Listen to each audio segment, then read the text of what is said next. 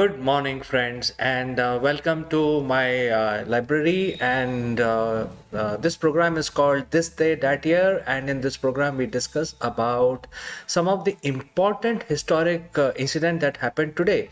And today is November 22nd.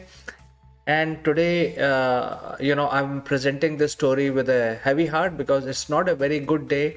It is basically the day of assassination of the great president of United States, John Kennedy. And this episode is not about what happened, and we are not unraveling anything, but we want to analyze and how the world evolved after the assassination of Kennedy, and what are the parameters, what are the learnings from this incident. That is what we will talk about in today's video. All right, so let's start our discussion. Well, the whole event of the Dallas, Texas episode of this Kennedy assassination is shrouded in a lot of mystery, simply because he had many programs on that day, and he was a very popular president. He was a very popular leader, and because of that, he wanted to be reaching out to the people directly. So it was decided that he will get the maximum exposure during this motorcade. And in those days, there was no protocol like we have today, and the security was not so much for the high profile subjects like presidents and the prime ministers and the leaders of different category. And you can imagine, in 1963, on November 22nd, soon after landing at the Dallas, he actually got into the his limousine. I will talk about this car in a moment, but let me tell you what happened really. So the distance between the venue of the event, which was planned, was only like 6 miles, about 10 kilometers.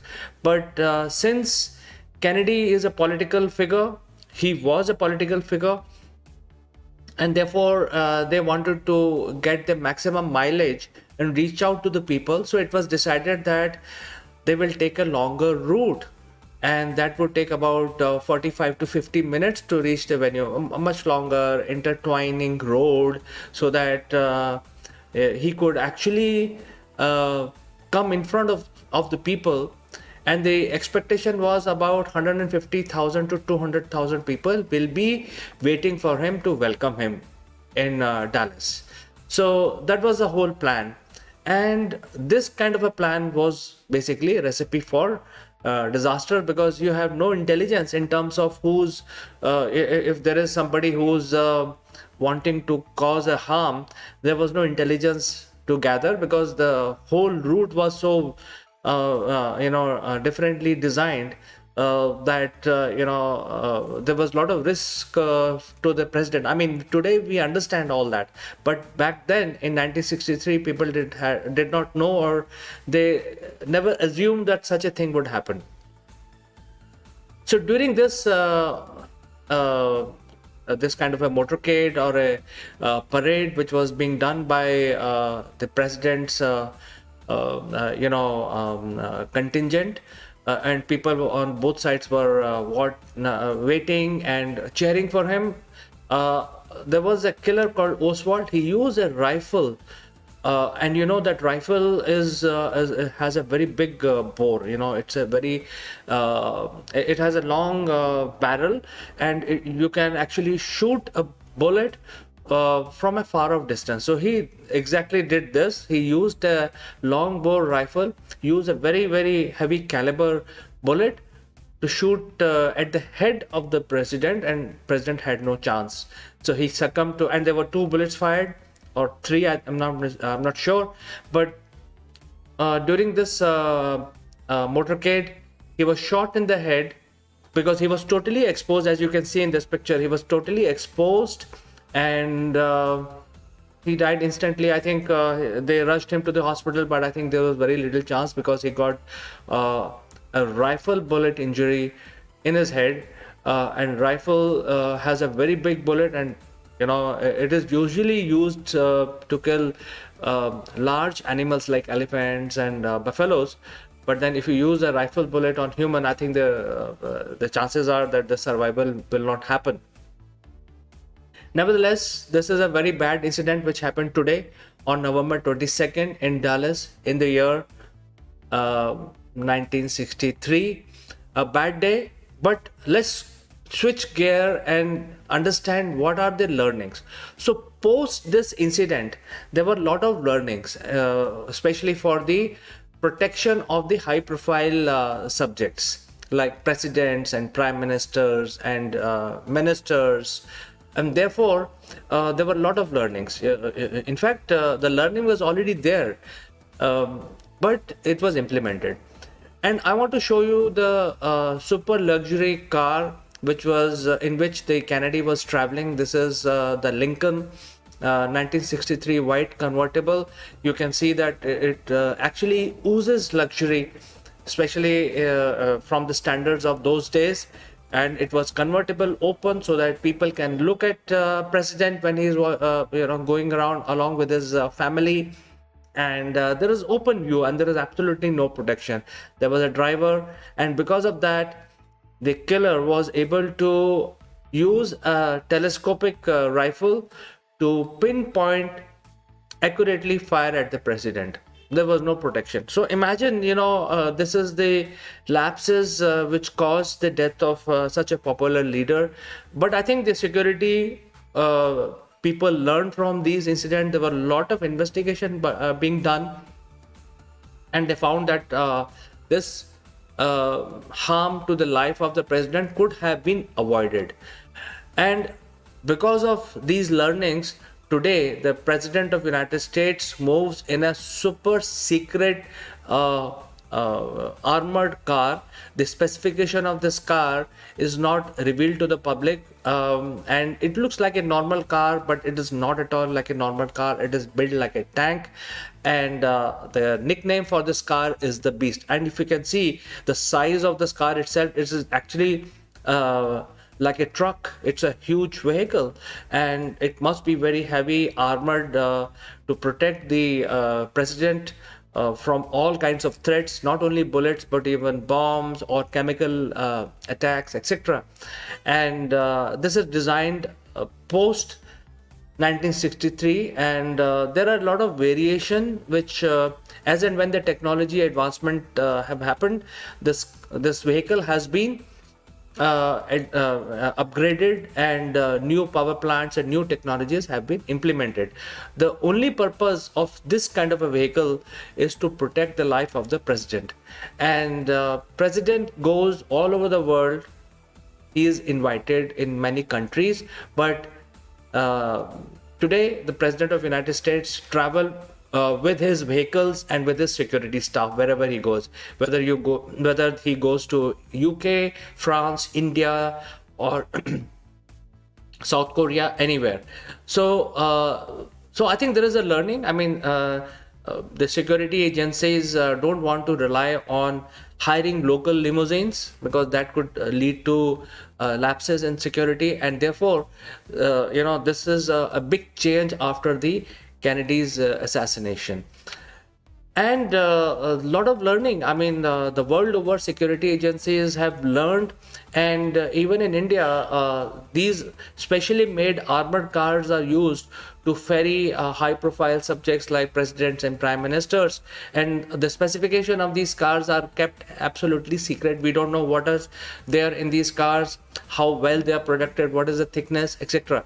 Nevertheless, I don't think people want to know what is this specification, because it doesn't matter to normal people. Nevertheless, these cars are built like tanks, and they are very, very heavily armored, and they are not open. Kennedy was traveling in an open convertible, but these cars today, which are used by the world leaders, are very heavily guarded and protected. In addition to all this, they use a lot of high tech gadgetry. In case there is some sort of a bomb, there are The cavalcade of these leaders carry a lot of high-tech gadgetry, jamming equipments. The security people are very highly trained. So it's not only the vehicles that have undergone changes, but also the entire security apparatus of the global leaders have undergone a lot of changes. I think the turning point was the Kennedy's assassination. But did you know that all of this that the current security agencies use today were already present? There were 33 attempts on Hitler to eliminate him, to assassinate him. There were 33 assassination attempt on Hitler. So Hitler's SS, which is the division of Gestapo, they actually designed the whole security layer system, which is being followed by all the security agencies world over today. So the knowledge of how to protect high profile people was already there.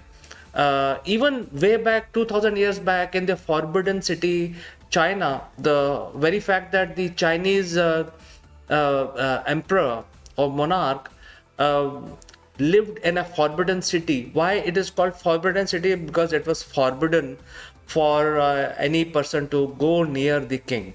And there were multi-layer security system around the king and his family. So the humans had the knowledge how to protect their high profile leaders. But I think this was really implemented in a big way globally. I mean, you take any leader today, they are protected by this multi-layer security which is provided, and all kinds of agencies are involved so that they ensure that there are no leaks anywhere. And all of this was implemented in a big way by Hitler in the modern century. But I think the knowledge was there for almost 2000 years, protecting themselves. The leaders were protecting themselves, building a layer after layer of security so that it prevent people to come near them.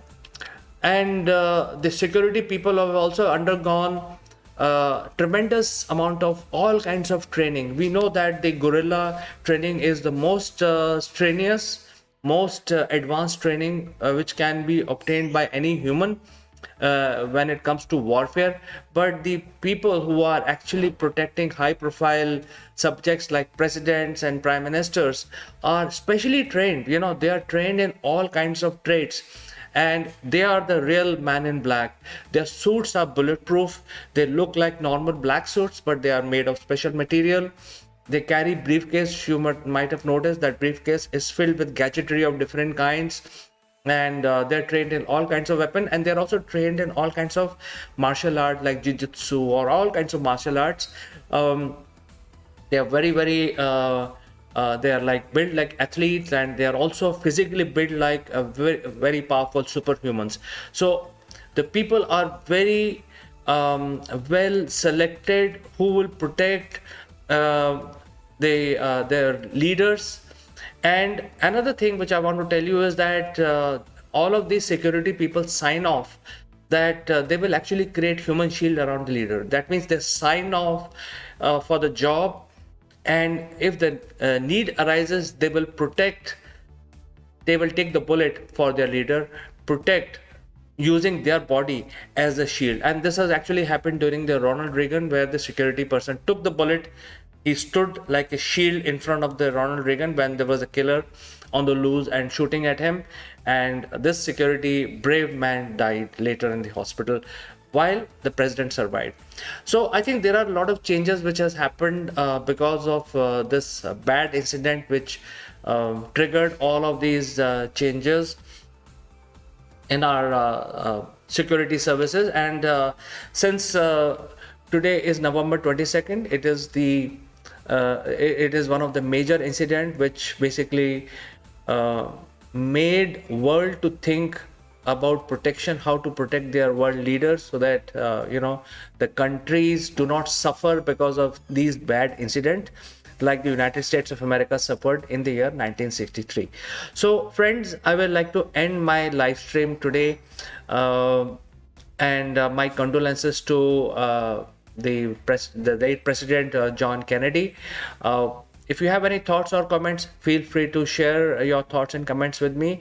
Otherwise, I like to say goodbye for today, and with the promise that I'll catch you again tomorrow with more information about the event which happened on November 23rd. Bye bye.